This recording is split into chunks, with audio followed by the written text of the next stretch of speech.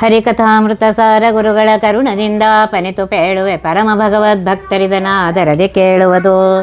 ಕಡು ಕರುಣಿ ನೀನೆಂದರಿದು ಹೇರುಡಲ ನಮಿಸುವೆ ನಿನ್ನಡಿಗೆ ಬೆಂಬೆಡದೆ ಪಾಲಿಸು ಪರಮ ಕರುಣಾಸೆಂದು ಎಂದೆಂದು. ನಡುವೆ ಬರುತ್ತೆಪ್ಪ ವಿಘ್ನವ ತಡೆದು ಭಗವನ್ ನಾಮ ಕೀರ್ತನೆ ನುಡಿದು ನುಡಿಸೆನ್ನಿಂದ ಪ್ರತಿ ದಿವಸದಲ್ಲಿ ಮನೆಯದಲೇ. ವ್ಯಾಪ್ತಿ ಸಂಧಿಯಲ್ಲಿ 15ನೇ ಪದ್ಯ. ಮನ ವಿಷಯದೊಳಗಿರಿಸಿ ವಿಷಯವ ಮನದೊಳಗೆ ನೆಲೆಗೊಳಿಸಿ ಬಲು ನೂತನವಿದು ಸಮೀಚೀನ ಇದು ಪಾದೇಯವೆಂದರುಪೇ. ಕನಸಿಲಾದರೂ ತನ್ನ ಪಾದದ ನೆನೆವನೀಯದೆ ಸರ್ವರೊಳಗೆದ್ದನುಭವಿಸನು ಸ್ಥೂಲ ವಿಷಯವ ವಿಶ್ವನೆಂದೆನಿಸೇ. ಮನ ಅಂದರೆ ಚಂಚಲವಾದ ಮನಸ್ಸನ್ನು ವಿಷಯದೊಳಗಿರಿಸಿ ಸ್ತ್ರೀ, ಪುತ್ರ, ಬಂಧು, ಮಿತ್ರ, ಧನ, ಕನಕ, ಕಾಂತ ಇತ್ಯಾದಿ ಅನೇಕ ಪದಾರ್ಥಗಳಲ್ಲಿ ಇಟ್ಟು ಮನದೊಳಗೆ ನೆಲೆಗೊಳಿಸಿ ಸಂತತವಾಗಿ ಆ ವಿಷಯಗಳನ್ನೇ ತದೇಕ ಪ್ರಕಾರವಾಗಿ ಧ್ಯಾನಿಸುವಂತೆ ಮಾಡಿ ಆ ದಾರಾಪುತ್ರಾದಿ ಅನೇಕ ವಿಷಯಗಳು ಬಲು ನೂತನ, ನಿತ್ಯದಲ್ಲಿ ಬಹು ಹೊಸವು ಎಂದು ಮನಕ್ಕೆ ತೋರುತ್ತಾ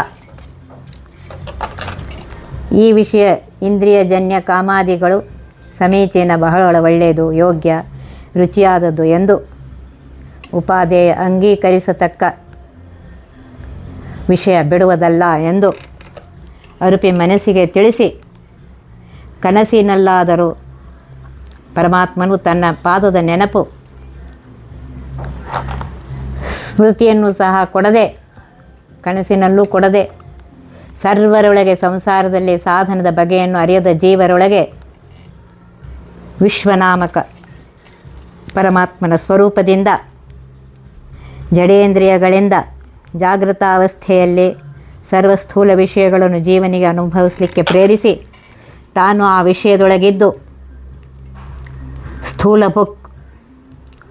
ಸ್ಥೂಲ ಭೋಗ್ಯ ಪದಾರ್ಥಗಳನ್ನು ಜೀವರಂತೆ ಅನುಭವಿಸುವ, ಜೀವರಿಂದ ವಿಷಯ ಅನುಭವಿಸಲು ಆ ವಿಷಯದಲ್ಲಿ ತಾನಿದ್ದು ವಿಶ್ವನಾಗಿ ಪ್ರೇರಿಸಿ ವಿಷಯಗತ ತನ್ನ ಸ್ವಕೀಯ ಸ್ವಾಖ್ಯ ಶುಭರಸವನ್ನು ಸ್ವೀಕರಿಸ್ತಾನೆ.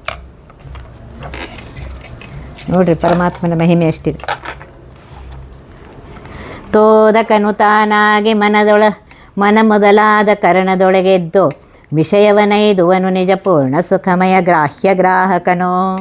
ವೇದ್ಯನು ತಿಳಿಯದನೋಪಾದಿ ಭುಂಜಿಸುತ್ತೊಳೆ ಎಲ್ಲರೊಳಗಾಹ್ಲಾದ ಬಡುವನು ಭಕ್ತವತ್ಸಲ ಭಾಗ್ಯ ಸಂಪನ್ನ. ತೋದಕನು ಅಂದರೆ ಪ್ರೇರಕನು ತಾನೇ ಆಗಿ ವಿಶ್ವನಾಮಕ ಪರಮಾತ್ಮ ಮನ ಮೊದಲಾದ ಕರಣದೊಳಗಿದ್ದು ಮನಸ್ಸೇ ಮೊದಲಾದ ಏಕಾದಶ ಇಂದ್ರಿಯಗಳಲ್ಲಿದ್ದು ವಿಷಯವನ್ನೈದುವನು ಕಾಲಕಾಲಕ್ಕೆ ಆಯಾ ಜೀವರಿಗೆ ಆಯಾ ವಿಷಯ ಭೋಗಗಳನ್ನು ಕೊಡಲು ಮನ ಇತ್ಯಾದಿ ಆಯಾ ವಿಷಯೇಂದ್ರಿಯಗಳನ್ನು ಕುರಿತು ಆಯಾ ರೂಪನಾಮಗಳಿಂದ ಅಲ್ಲಿರ್ತಾನೆ. ವಿಷಯದಲ್ಲಿ ತಾನಿದ್ದರೂ ವಿಷಯಬದ್ಧನಾಗದೆ ಆಯಾ ಜೀವರಿಗೆ ವಿಷಯ ಸುಖಾಸುಖಗಳನ್ನು ವ್ಯಕ್ತಪಡಿಸ್ತಾನೆ. ಗ್ರಾಹ್ಯ ಅಂದರೆ ವಿಷಯಗತವಾದ ರೂಪ, ಗ್ರಾಹಕನು ಅಂದರೆ ಜೀವನ, ಮನ ಆದಿ ಇಂದ್ರಿಯಗಳಲ್ಲಿರುವ ವಿಷಯಗಳನ್ನು ಗ್ರಹಿಸುವ ರೂಪ. ಶ್ರೀಹರಿ ತಾನು ವೇದಗಳಿಂದ ಹೇಳಲ್ಪಡುವವನಾಗಿ ಸರ್ವಜ್ಞ, ಸರ್ವವನ್ನು ತಿಳಿದವನಾಗಿದ್ದಾನೆ. ಆದರೂ ಅಜ್ಞರಿಗೆ ಮಾತ್ರ ತಿಳಿಯದವನೋಪಾದಿಯಲ್ಲಿ ಅರಿಯದವನಂತೆ ತೋರಿಸ್ತಾ ಭುಂಜಿಸುತ್ತಾ ಎಲ್ಲರೊಳಗೆ ಸರ್ವ ಶುಭಸಾರ ರಸವನ್ನು ಭುಂಜಿಸುತ್ತಾ ಎಲ್ಲರೊಳಗಿದ್ದಾನೆ. ಆಹ್ಲಾದ ಪಡುವನು, ಸಂತೋಷ ಪಡುವನು. ಅಂದರೆ ಜೀವರ ಯೋಗ್ಯತೆಯಂತೆ ತಾನು ಸುಖಭೋಕ್ತೃನು, ಭಕ್ತವತ್ಸಲನು, ಭಕ್ತರನ್ನು ಪ್ರೀತಿಸುವನಾಗಿದ್ದಾನೆ. ಭಾಗ್ಯ ಸಂಪನ್ನ, ನಿತ್ಯಾಭಿಯೋಗಿನಿಯಾದ ಮಹಾಲಕ್ಷ್ಮೀ ದೇವಿಗೆ ಭಾಗ್ಯವನ್ನು ಕೊಡುವನಾದ್ದರಿಂದ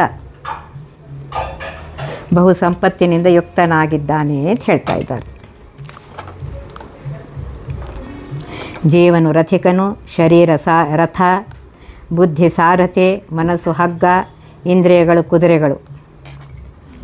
ಈ ರೀತಿಯಾಗಿ ಇಲ್ಲಿ ಹೇಳಿದ್ದಾರೆ. ಪರಮಾತ್ಮ ತಾನು ಮನಸ್ಸು, ಬುದ್ಧಿ, ಇಂದ್ರಿಯಗಳಲ್ಲಿ ತಾನು ಆ ರೂಪನಾಮಗಳಿಂದ ಇದ್ದು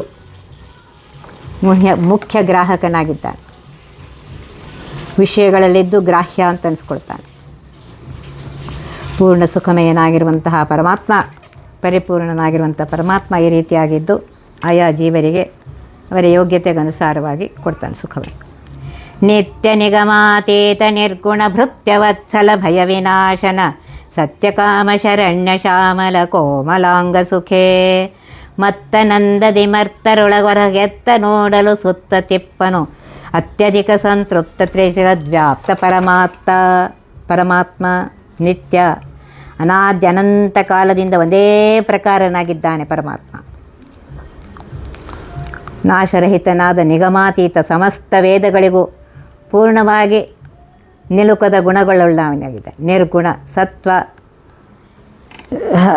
ಸತ್ವಾದಿ ಸತ್ವ ರಜತಮ ಇತ್ಯಾದಿ ಪ್ರಾಕೃತ ಗುಣರಹಿತನಾಗಿದ್ದಾನೆ.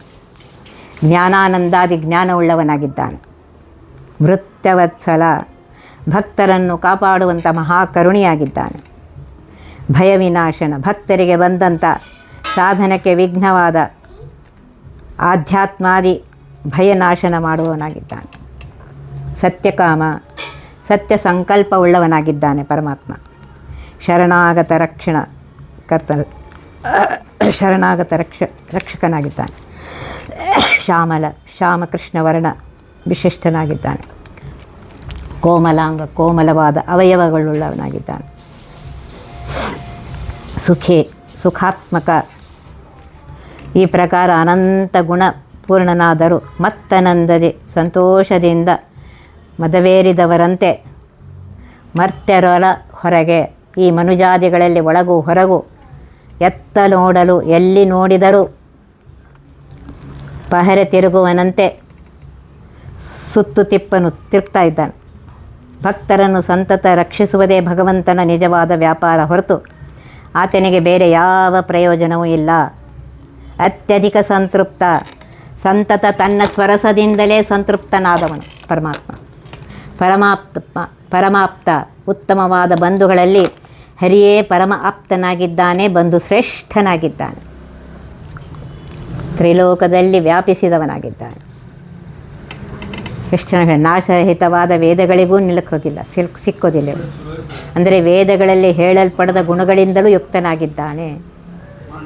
ನಿರ್ಗುಣ ಅಂದರೆ ಸತ್ವರಜತಮ ಇತ್ಯಾದಿ ಪ್ರಾಕೃತ ಗುಣಗಳಿಂದಲೂ ದೂರನಾಗಿದ್ದಾನೆ.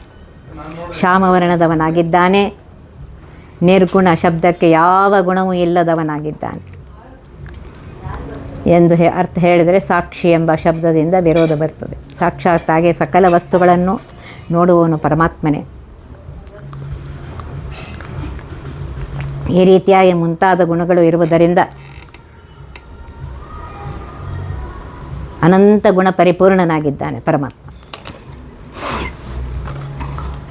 ಪವಿಹರೆನ್ಮಣಿ ವಿದ್ರುಮದ ಸಚ್ಛವಿಗಳಂದದಿ ರಾಜಿಸುತ ಮಾಧವ ನಿರಂತರ ದೇವ ಮಾನವ ದಾನವರೊಳೆದ್ದು ತ್ರಿವಿಧ ಗುಣಕರ್ಮ ಸ್ವಭಾವವ ಪವನ ಮುಖ ದೇವಾಂತರಾತ್ಮಕ ದಿವಸ ದಿವಸದಿ ವ್ಯಕ್ತ ಮಾಡುವ ಅವರೊಳಗಿದ್ದು ಉಣಿಪ. ಪವಿ ಅಂದರೆ ವಜ್ರ, ಹರಿನ್ಮಣಿ ಅಂದರೆ ನೀಲಮಣಿ, ವಿದ್ರುಮ ಅಂದರೆ ಕೆಂಪು ಮಣಿ, ಹವಳ ಇವುಗಳ ಸಚ್ಛವಿಗಳಂದದಿ ಸಮೀಚೀನ ಸೂರ್ಯನ ಕಿರಣಗಳು ಆಯಾ ಮಣಿಗಳ ಮೇಲೆ ಬಿದ್ದರೆ ಆಯಾ ಮಣಿಗಳಲ್ಲಿರುವಂತಹ ನಿಜವಾದ ಬಣ್ಣ ಹೊರಗೆ ಬೀಳುತ್ತೆ, ಬಿದ್ದು ರಾಜಿಸುತ್ತೆ. ಆ ರೀತಿಯಾಗಿ ಮಾಧವ ಲಕ್ಷ್ಮೀಪತಿಯಾಗಿರುವಂತಹ ಪರಮಾತ್ಮ ದೇವ ಬ್ರಹ್ಮಾದಿ ದೇವತೆಗಳಲ್ಲಿ ನಿರ್ದುಷ್ಟ ವಜ್ರದಂತೆ ಬಿಳುಪಾಗಿರುವ ಸತ್ವಜೀವರಲ್ಲಿ, ಮಾನವ ಅಂದರೆ ಮನುಜ ಸ್ವಭಾವವುಳ್ಳವರಲ್ಲಿ, ನಿತ್ಯ ಸಂಸಾರಿಗಳಲ್ಲಿ, ಮಿಶ್ರವಾದ ಕೆಂಪು ಬಣ್ಣ ಸ್ವಭಾವವುಳ್ಳ ಮಿಶ್ರಜೀವರಲ್ಲಿ, ವಿದ್ರುಮ ಅಂದರೆ ಕೆಂಪು ಮಣಿಯಂತೆ, ದಾನವ ದೈತ್ಯಾದಿಗಳಲ್ಲಿ ತಮ್ಮ ಕಪ್ಪು ಸ್ವಭಾವ ಉಳ್ಳವರಲ್ಲಿ ಹರಿನ್ಮಣಿ ನೀಲಮಣಿಯಂತೆ ಕಪ್ಪಾಗಿ ಪ್ರಕಾಶಮಾನನಾಗಿದ್ದಾನೆ. ಸೂರ್ಯನಿಗೆ ಸ್ವಚ್ಛ ಪ್ರಕಾಶಮಾನ ಕಾಂತಿ ಇದ್ದರೂ ಆಯಾ ಮಣಿಗಳ ಗುಣಧರ್ಮಂತೆ ಪ್ರಕಾಶವಾಗುತ್ತೆ. ತ್ರಿವಿಧ ಗುಣಕರ್ಮ ಸ್ವಭಾವವ ಸತ್ವ ರಜ ತಮಸ್ಸು ಜೀವರ ಸ್ವಭಾವದಂತೆ ಪವನಮುಖ ದೇವಾಂತರಾತ್ಮಕ ಭಾರತೀಯ ರಮಣ ಮುಖ್ಯ ಪ್ರಾಣಾಂತರ್ಗತ ಭಾರತೀಯ ರಮಣನೆ ಮೊದಲಾದ 24 ತತ್ವದೇವತೆಗಳ ಅಂತರ್ಗತನಾಗಿರುವಂತಹ ಪರಮಾತ್ಮ ಅವರ ಸ್ವಭಾವ ಗುಣಕರ್ಮಗಳನ್ನು ದಿವಸಕ್ಕೆ ಪ್ರತಿನಿತ್ಯದಲ್ಲಿಯೂ ಹೊಸದಾಗಿ ವ್ಯಕ್ತ ಮಾಡುತ್ತಾ ಅದನ್ನು ಪ್ರಕಟಿಸುತ್ತಾ ಹೊರಗೆ ತೋರಿಸುತ್ತಾ ಅವರೊಳೆದ್ದು ತ್ರಿವಿಧ ಜೀವರೊಳೆದ್ದು ಉಣಿಪ ಅವರವರ ಕರ್ಮಫಲಗಳನ್ನು ಅವರಿಗೆ ಉಣಿಸ್ತಾನೆ ಪರಮಾತ್ಮ. ನೋಡಿ, ಅಣುಮಹತ್ತಿನೊಳೆಪ್ಪ ಘನ ಪರಮಾಣುವಿನೊಳಗಡೆಗಿಸುವ ಸೂಕ್ಷ್ಮವ ಮುಳಗಿಸುವ ತೇಲಿಸುವ ಸ್ಥೂಲಗಳ ಅವನ ಮಾಯವಿದು. ಧನುಜ ರಾಕ್ಷಸರೆಲ್ಲರಿವನುಳು ಮುನಿದು ಮಾಡುವುದೇನು ಲೋಕಲ ಒನಕೆಗಳು ಧಾನ್ಯಗಳ ಹಣಿವಂದದಲ್ಲಿ ಸಂಹರಿಪ. ಅಣು ಬಹು ಸೂಕ್ಷ್ಮವಾದ ಅಣು ಪದಾರ್ಥದಲ್ಲಿ ಅಂದರೆ ಜೀವಾದಿಗಳಲ್ಲಿ ಅತಿ ಅಣುವಾಗಿದ್ದಾನೆ. ಮಹತ್ತಿನೊಳಗೆಪ್ಪ ಬ್ರಹ್ಮಾಂಡ ಮಹತ್ತತ್ವ ಮುಂತಾದ ಮಹಾಮಹತ್ತು ತತ್ವಗಳಲ್ಲಿ ದೊಡ್ಡ ದೊಡ್ಡ ವಸ್ತುಗಳಲ್ಲಿ ಬಹು ದೊಡ್ಡವನಾಗಿ ಮಹದ್ರೂಪದಿಂದ ಇದ್ದಾನೆ. ಘನ ಪರಮಾಣುವಿನೊಳಗಡಗಿಸುವ ಇಂತಹ ಮಹತ್ತರವಾದ ಬ್ರಹ್ಮಾಂಡ ಮಹತ್ತತ್ವಾವರಣವಾದ ಮಹಾಘನವನ್ನು ಪರಮಾಣುವಿನೊಳಗೆ ಅಡಗಿಸುವ ಪ್ರಳಯ ಕಾಲದಲ್ಲಿ ನಾಶ ಮಾಡಿ ಅತಿ ಸೂಕ್ಷ್ಮವಾದ ಮೂಲ ಪ್ರಕೃತಿಯಲ್ಲಿ ಅಡಗಿಸುತ್ತಾನೆ. ಅಥವಾ ಘನ ಮಹತ್ತಾದ ಬ್ರಹ್ಮಾಂಡಗಳನ್ನು ತನ್ನ ಸೂಕ್ಷ್ಮ ಉದರದಲ್ಲಿ ಧರಿಸುತ್ತಾನೆ. ಸೂಕ್ಷ್ಮವ ಮುಳುಗಿಸುವ ಅತಿ ಸೂಕ್ಷ್ಮ ಉಸುಕಿನ ಕಣವನ್ನು ನೀರಿನಲ್ಲಿ ಮುಳುಗಿಸುತ್ತಾನೆ. ಪಟತಂತು ಸೂಕ್ಷ್ಮ ಅದನ್ನು ನೀರಿನಲ್ಲಿ ಮುಳುಗಿಸುವ ಸ್ಥೂಲ ತೇಲಿಸುವ ಮಹತ್ತಾದ ದೊಡ್ಡ ದೊಡ್ಡ ಕಟ್ಟಿಗೆ ಮುಂಡಿಗೆಗಳನ್ನು ನೀರಿನಲ್ಲಿ ತೇಲಿಸ್ತಾನೆ. ಕಟ್ಟಿಗೆ ಗುಣ ಹಗುರಾದದ್ದು ತೇಲುತ್ತದೆ, ಉಸುಕಿನ ಕಣ ಭಾರವಾದದ್ದು ಸೂಕ್ಷ್ಮವಾದರೂ ಅದು ಮುಳುಗೋಗುತ್ತೆ. ಅತಿ ಸೂಕ್ಷ್ಮರಾದ ಚಿದಾನಂದ ರೂಪಿ ಜೀವರನ್ನು ಭವಸಾಗರದಲ್ಲಿ ಮುಳುಗಿಸುವ ಸಂಸಾರದಿಂದ ಬಿಡುಗಡೆ ಮಾಡಲು ವಿರಜಾ ಸ್ನಾನ ಮಾಡಿಸಲು ಜೀವರನ್ನು ವಿರಜಾ ನದಿಯಲ್ಲಿ ಮುಳುಗಿಸಿ ಕಡೆಗೆ ಮುಕ್ತಿಯನ್ನು ಕೊಡ್ತಾನೆ. ಅವರ ಲಿಂಗಭಂಗ ಮಾಡಿ ಸ್ಥೂಲ ಜಡಲಿಂಗವನ್ನು ವಿರಜಾ ನದಿಯಲ್ಲಿ ತೇಲಿಸುತ್ತಾ ಅಥವಾ ಅತಿ ಸೂಕ್ಷ್ಮವಾದ ಮೂಲ ಪ್ರಕೃತಿಯಿಂದಲೇ ಮಹದಾತಿ ತತ್ವದಿಂದ ಕೂಡಿದ ಮಹದ್ ಬ್ರಹ್ಮಾಂಡ ಸೃಷ್ಟಿಸಲು ಅದು ಬಹಿರಾವಣ ಉದಕದಲ್ಲಿ ಮುಳುಗ ಹತ್ತಲು ಸ್ವತಃ ಹರಿಯೋ ಪರಮಾತ್ಮನು ಆದಿಶಕ್ತಿ ಮಹತ್ಕೂರ್ಮ ರೂಪದಿಂದ ಬ್ರಹ್ಮಾಂಡಕ್ಕೆ ಆಧಾರವನ್ನೆತ್ತಿದ್ದಾನೆ. ಬ್ರಹ್ಮಾಂಡಕ್ಕಿತ್ತು ಬ್ರಹ್ಮಾಂಡವನ್ನು ತೇಲಿಸ್ತಾನೆ.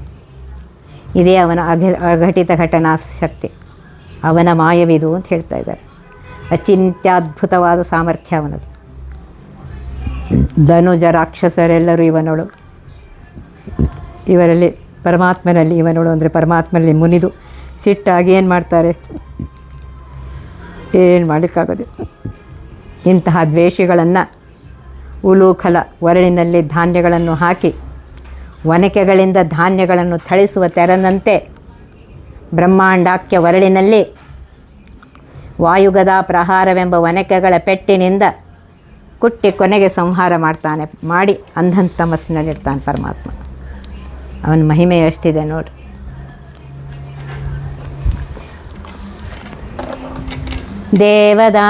ದೇವಮಾನವ ದಾನವರು ಎಂದೀ ವಿಧದಲಾಗಲಿಪ್ಪರು ಮೂವರೊಳಗಿವಗೆಲ್ಲ ಸ್ನೇಹೋದಾಸೀನ ದ್ವೇಷ ಜೀವರಧಿಕಾರಾನುಸಾರದಲ್ಲಿ ವಸುಖ ಸಂಸಾರ ದುಃಖವ ತಾವುಣದಲವರಿಗುಣಿಸುವ ನಿರ್ಗತಾಶನನು. ದೇವತೆಗಳು ಬ್ರಹ್ಮಾದಿ ತೃಣಾಂತ ಸತ್ವಜೀವರು, ಮಾನವ ಅಂದರೆ ಮನುಷ್ಯರು, ಮರಣ ಸ್ವಭಾವಗಳುಳ್ಳಂತಹ ನಿತ್ಯ ಸಂಸಾರಿಗಳು, ದಾನವರು ಧನುದೇವಿಯ ಪುತ್ರರೇ ಮೊದಲಾದ ದಾನವ ದೈತ್ಯಾದಿಗಳು ತಮೋಯೋಗ್ಯರಿವರು. ಈ ಪ್ರಕಾರ ತ್ರಿವಿಧ ಜೀವರನ್ನು ಆವಾಗ ಅನಾದಿಯಿಂದ ತ್ರಿವಿಧ ಜೀವರು ಅನಾದಿಯಿಂದ ಇದ್ದಾರೆ. ಮೂವರಳು ಸತ್ವ ರಜ ತಮ ಸ್ವಭಾವವುಳ್ಳ ತ್ರಿವಿಧ ಜೀವರಲ್ಲಿ ಇವಾಗೆ ಅಂದರೆ ಶ್ರೀಹರಿಗೆ ಸತ್ವರಲ್ಲಿ ಸ್ನೇಹ ಪ್ರೀತಿ, ರಜೋಜೀವರಲ್ಲಿ ಉದಾಸೀನ ತಾತ್ಸಾರ, ದಾನವಾದಿ ತಮೋಜೀವರಲ್ಲಿ ದ್ವೇಷ ಇಲ್ಲ. ಜೀವರಧಿಕಾರಾನುಸಾರದಲ್ಲಿವ ತ್ರಿವಿಧ ಜೀವರ ಸ್ವಭಾವ ಯೋಗ್ಯತೆಗನುಸಾರವಾಗಿ ಸತ್ವಜೀವಿಗಳಿಗೆ ಸುಖವನ್ನು, ಮಿಶ್ರಜೀವಿಗಳಿಗೆ ಸುಖ ದುಃಖ ಮಿಶ್ರವಾದ ಸಂಸಾರವನ್ನು, ದೈತ್ಯಾದಿಗಳಿಗೆ ದುಃಖವನ್ನು ತಾವುಣದಲ್ಲವರಿಗುಣಿಸುವ ದ್ವಾಸುಪರ್ಣಾಸಯುಜ ಸಖಾಯ ಎಂಬ ಶ್ರುತಿಗನುಸಾರವಾಗಿ ತಾನು ಕರ್ಮಫಲವನ್ನು ಉಣ್ಣದೆ ಅವರಿಗೆ ಅಂದರೆ ಜೀವರಿಗೆ ಅವರವರ ಸ್ವಭಾವ ಕರ್ಮ ಫಲವನ್ನು ಉಣಿಸಿ ಸುಖ ದುಃಖ ಮಿಶ್ರ ಫಲಾದಿಗಳನ್ನು ಕೊಡುತ್ತಾನೆ. ಪರಮಾತ್ಮ ಜಡಕರ್ಮ ಫಲಭೋಕ್ತರನಲ್ಲ. ನಿತ್ಯ ಜಡಾನದಿಂದ ನಿತ್ಯ ಪೂರ್ಣ ಕಾಮನಾದ ಪರಮಾತ್ಮನಿಗೆ ಏನೂ ಪ್ರಯೋಜನವಿಲ್ಲದ ಕಾರಣ ನಿರ್ಗತಾಶನನು, ಬಿಡಲ್ಪಟ್ಟ ಅಶನ ಅಂದರೆ ಅನ್ನವುಳ್ಳವ. ಜಡಾನಂದದಿಂದ ದೇಹ ಉಪಚಯಾದಿಗಳಿಲ್ಲ. ಸಚ್ಚಿದಾನಂದ ದೇಹವುಳ್ಳವನು ಪರಮಾತ್ಮ, ನಿಜ ಸುಖಪೂರ್ಣವುಳ್ಳವನಾಗಿದ್ದಾನೆ. ಅಂತಹ ಶ್ರೀಹರಿ ಅಂತ ಹೇಳ್ತಾ ಇದ್ದಾರೆ. ಸ್ವತಂತ್ರನಾಗಿರುವಂತಹ, ಜೀವರಿಂದ ಭಿನ್ನನಾಗಿರುವಂತಹ, ಬಲಿಷ್ಠತಮನಾಗಿರುವಂತಹ, ಪೂರ್ಣತಮನೂ ಆಗಿರುವಂತಹ ಪರಮಾತ್ಮ ದೇಶಕಾಲಗಳನ್ನು, ಭಕ್ತಿ ಮುಂತಾದ ಗುಣಗಳನ್ನು, ಪ್ರಾರಬ್ಧ ಕರ್ಮ ಹಾಗೂ ಯೋಗ್ಯತೆಗಳನ್ನು ಅನುಸರಿಸಿ ಪರಮಾತ್ಮ ಸಮ ಎನಿಸ್ಕೊಳ್ತಾನೆ ಅಂತ ಹೇಳ್ತಾ ಇದ್ದಾರೆ. ಪರಮಾತ್ಮ ಅವನಿಗೆ ಅನ್ನ ಮುಂತಾದ ಭೋಗಗಳಿರದಿದ್ದರೂ ಬಲಿಷ್ಠತಮನು, ಪೂರ್ಣತಮನೂ ಆಗಿದ್ದಾನೆ. ಎಲ್ಲಿ ಕೇಳಿದರಲ್ಲಿ, ನೋಡಿದರಲ್ಲಿ, ಬೇಡಿದರಲ್ಲಿ, ನೀಡಿದರಲ್ಲಿ, ನೋಡಿದರಲ್ಲಿ, ಆಡಿದರಲ್ಲೇ ಇರುತಿಹನು. ಬಲ್ಲಿದರಿಗತಿ ಬಲ್ಲಿದನು ಸರಿಯಿಲ್ಲ ಇವಾಗವಲ್ಲಿ ನೋಡಲು, ಕುಲ್ಲ ಮಾವನರೊಳಗಲ್ಲ ಪ್ರತಿಮಲ್ಲ ಜಗಕ್ಕೆಲ್ಲ.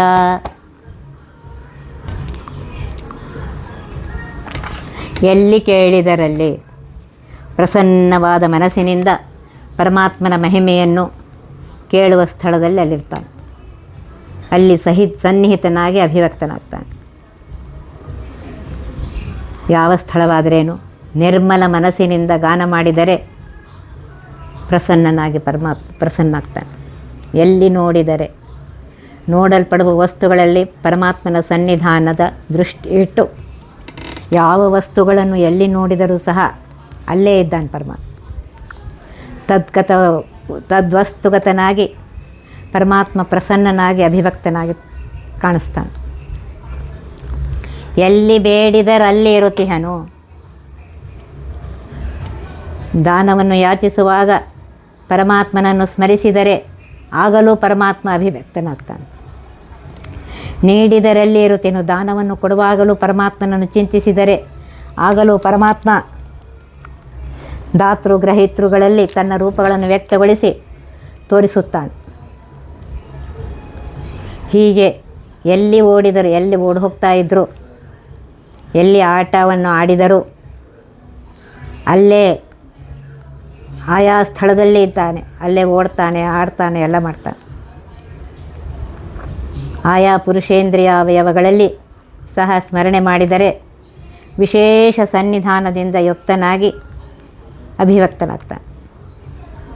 ಸರ್ವ ಇಂದ್ರಿಯಗಳಲ್ಲಿ ಇದ್ದು ಪರಮಾತ್ಮ ತತ್ತತ್ ಕಾರ್ಯ ಪ್ರವರ್ತಕನಾದ ಆ ಪರಮಾತ್ಮನನ್ನು ಪ್ರಸನ್ನವಾದ ಮನಸ್ಸಿನಿಂದ ಅರ್ಚಿಸಿದರೆ, ಮನಸ್ಸಿನಿಂದ ಚಿಂತಿಸಿ ಪ್ರಾರ್ಥಿಸಿದರೆ ಆ ಕಾರಕ ಪ್ರೇರಕ ರೂಪಗಳಿಂದ ಅಭಿವ್ಯಕ್ತನಾಗ್ತಾನೆ ಪರಮಾತ್ಮ. ಬಲ್ಲಿದರಿಗೆ ಅತಿ ಬಲ್ಲಿದನು,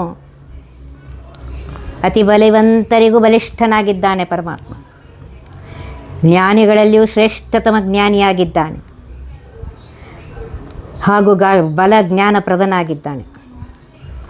ಆವಲ್ಲಿ ನೋಡಲು, ಎಲ್ಲಿ ನೋಡಿ ಪರೀಕ್ಷಿಸಿದರೂ ಇವೆಗೆ ಸರಿಯಿಲ್ಲ, ಈ ಪರಮಾತ್ಮನಿಗೆ ಸರಿಯಾದವರು ಎಂದು ಯಾವ ಕಾಲಕ್ಕೂ ಇಲ್ಲವೇ ಇಲ್ಲ.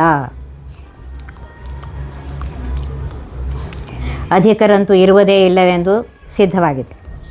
ಖುಲ್ಲ ಮಾನವರನೊಲ್ಲ, ಕ್ಷುದ್ರ ಸ್ವಭಾವದ ರಾಜಸ ತಾಮಸ ಜೀವರನ್ನು ಪರಮಾತ್ಮ ಎಂದು ಸ್ವೀಕಾರ ಮಾಡೋದಿಲ್ಲ. ಅವರಲ್ಲಿ ತನ್ನ ಪ್ರೀತಿಯನ್ನು ಇಡುವುದಿಲ್ಲ. ಎಲ್ಲ ಜಗಕ್ಕೆ ಅಪ್ರತಿಮಲ್ಲ ಪರಮಾತ್ಮ. ಮೂರೂ ಲೋಕಗಳಲ್ಲಿ ಯಾರು ಎದುರಾಳಿಗಳಿಲ್ಲ ಅಂತಹ ಮಹಾಬಲವೀರ್ಯನಾಗಿದ್ದಾನೆ, ಶೌರ್ಯನಾಗಿದ್ದಾನೆ, ಧೈರ್ಯ ಮುಂತಾದ ಗುಣಗಳಿಂದ ಅಚಿತ್ಯದ್ಭುತ ಶಕ್ತಿಯುಳ್ಳವನಾಗಿದ್ದಾನೆ.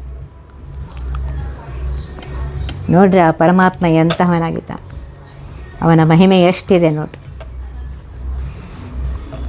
ವ್ಯಾಪ್ತಿ ಸಂಧಿಯಲ್ಲಿ ಹೇಳ್ತಾ ಇದ್ದಾರೆ, ಸರಿಯಾಗಿ ತಿಳ್ಕೋಬೇಕು. ಸರ್ವತ್ರ ವ್ಯಾಪ್ತನಾಗಿರುವಂಥ ಪರಮಾತ್ಮ ಎಷ್ಟು ಮಹಿಮೆಯಿಂದ ಕೂಡಿದ್ದಾನೆ, ಎಷ್ಟು ರೀತಿಯಿಂದ ಇದ್ದಾನೆ ಅಂತ ತಿಳಿದುಕೊಂಡು ಯಾವಾಗಲೂ ಅವನ ಚಿಂತನೆಯನ್ನು ಮಾಡ್ತಾ ಇರಬೇಕು. ಮನಶ್ಚಂಚಲ ಇದ್ದರೆ ಏನೂ ಆಗೋದಿಲ್ಲ.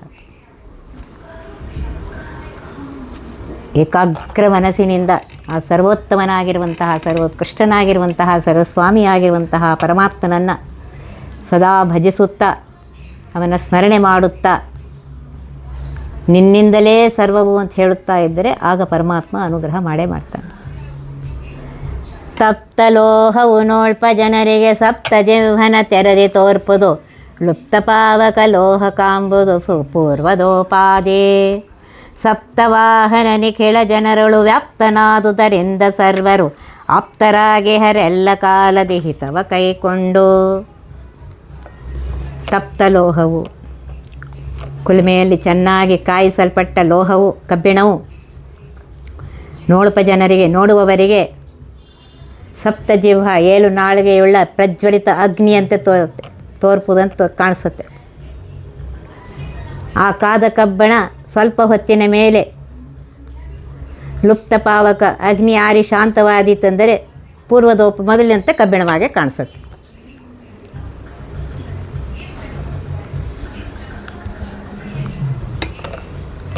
ಆಗ ಅಗ್ನಿಕ್ರಿಯಾಶಕ್ತಿ ಅದರಲ್ಲಿರೋದಿಲ್ಲ.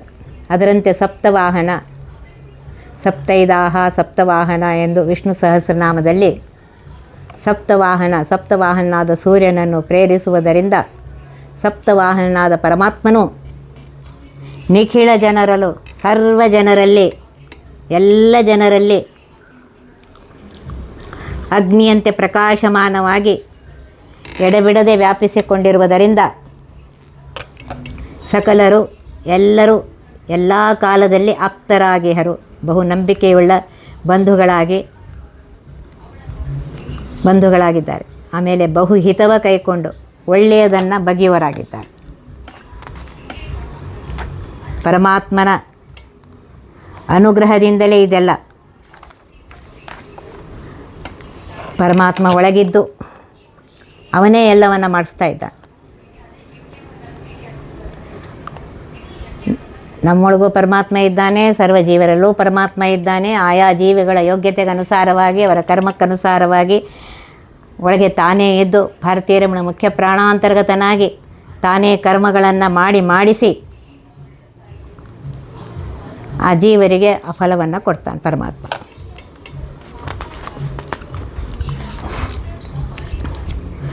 ವಾರಿದನು ಮಳೆಗೆರೆಯ ಬೆಳೆದಿಯ ಭೂರು ಹಂಗಳ ಚಿತ್ರಫಲರಸ ಬೇರೆ ಬೇರಿಪ್ಪಂತೆ ಬಹುವಿಧ ಜೀವರೊಳಗಿದ್ದು, ಮಾರಮಣನವರವರ ಯೋಗ್ಯತೆ ಮೀರದೆಲೆ ಗುಣ ಕರ್ಮಗಳ ಅನುಸಾರ ನಡೆಸುವ ದೇವನಿಗೆ ವೈಷಮ್ಯವೆಲ್ಲಿಹುದು. ಎಷ್ಟು ಸುಂದರವಾಗಿ ಒಂದೊಂದು ಪದ್ಯದಲ್ಲಿಯೂ ಆ ಪರಮಾತ್ಮ ಹೇಗಿದ್ದಾನೆ ಹೇಳ್ತಾ ಇದ್ದಾರೆ. ಮಳೆ ಬಂದರೆ ಮೇಘ ಮೋಡದಿಂದ ಮಳೆ ಬರುತ್ತೆ. ಆ ಮಳೆ ಭೂಮಿಯಲ್ಲಿ ಬೀಳುತ್ತೆ. ಬಿದ್ದಾಗ ಭೂಮಿಯಿಂದ ಬೇರೆ ಬೇರೆ ಬೇಗಾಗಿ ಗಿಡಗಳು ಹುಟ್ಟುತ್ತೆ. ಆ ಗಿಡಗಳಿಂದ ಬೇರೆ ಬೇರೆ ಫಲರಸಗಳಿವೆ. ಹೀಗೆ ಮಾಯಾರಮಣ ಶ್ರೀ ಲಕ್ಷ್ಮೀಕಾಂತರಾಗಿರುವಂತಹ ಪರಮಾತ್ಮ ಬಹುವಿಧ ನಾನಾ ಪ್ರಕಾರ ಜೀವರಲ್ಲಿದ್ದು ಅವರವರ ಯೋಗ್ಯತೆಗನುಸಾರ ತ್ರಿವಿಧ ಜೀವರ ಸ್ವಭಾವ ಯೋಗ್ಯತೆಯನ್ನು ಮೀರದಲೇ ಅನುಸರಿಸಿಯೇ, ಅದಕ್ಕೆ ಹೆಚ್ಚು ಕಡಿಮೆ ಮಾಡದೆ ತನ್ನ ಸತ್ಯ ಸಂಕಲ್ಪಾನುಸಾರ ಅವರವರ ಆಯಾ ತ್ರಿವಿಧ ಜೀವರ ಗುಣಕರ್ಮ, ಮಾನವಾದಿ 84 ಲಕ್ಷ ಯೋನಿ ದೇವದಾನವಾದಿಗಳ ಗುಣ, ಅವರ ಸ್ವಭಾವ ಕರ್ಮಕ್ಕೆ ಅನುಸರಿಸಿ ನಡೆಸುವ ಕಾರ್ಯವನ್ನು ಮಾಡಿಸ್ತಾನೆ. ಈ ದೇವನಿಗೆ ಕ್ರೀಡಾದಿ ಗುಣ ವಿಶಿಷ್ಟನಾಗಿರುವಂತಹ ಪರಮಾತ್ಮನಿಗೆ ವೈಷಮ್ಯ ಎಲ್ಲಿದೆಯಪ್ಪ? ಸಾಧ್ಯವೇ ಇಲ್ಲ, ವೈಷಮ್ಯ ಇಲ್ಲವೇ ಇಲ್ಲ. ಆಯಾ ಜೀವರ ಸ್ವಭಾವ ಸ್ವರೂಪ ಯೋಗ್ಯತೆಗೆ ಅನುಸಾರವಾಗಿ ಆಯಾ ಜೀವರಿಂದ ಕಾರ್ಯ ಮಾಡಿಸುತ್ತಾನೆ ಅಂತ ಹೇಳ್ತಾ ಇದ್ದಾರೆ. ಒಂದೊಂದು ಪದ್ಯದಲ್ಲಿಯೂ ಆ ಪರಮಾತ್ಮನ ಮಹಿಮೆಯನ್ನು ಹೇಳ್ತಾ ಇದ್ದಾರೆ. ಆ ಪರಮಾತ್ಮ ಆಯಾ ಜೀವಿಗಳ ಯೋಗ್ಯತೆಗೆ ಅನುಸಾರವಾಗಿ ಕಾರ್ಯ ಮಾಡಿಸ್ತಾನೆ. ಅನ್ನುವುದನ್ನು ಹೇಳ್ತಾರೆ. ಒತ್ತಿ ಬಹ ವಿಘ್ನಗಳ ಕಳೆದಪ್ಪ ಮೃತ್ಯುವಿಗೆ ಮರೆ ಮಾಡಿ ಕಾಲನ ದೂತರಿಗೆ ಬೇಕರವ ಪೊಟ್ಟೆಸಿ ಸಕಲ ಸಿದ್ಧಿಗಳ ಒತ್ತಿಗೊಳ್ಳಿಸಿ ಮನರು ಹೇಕ್ಷಣ ನೃತ್ಯ ಮಾಡುವರವರ ಮನೆಯೊಳು ನಿತ್ಯಮಂಗಳ ಹರಿಕಥಾಮೃತ ಸಾರ ಪಠಿಸುವರ.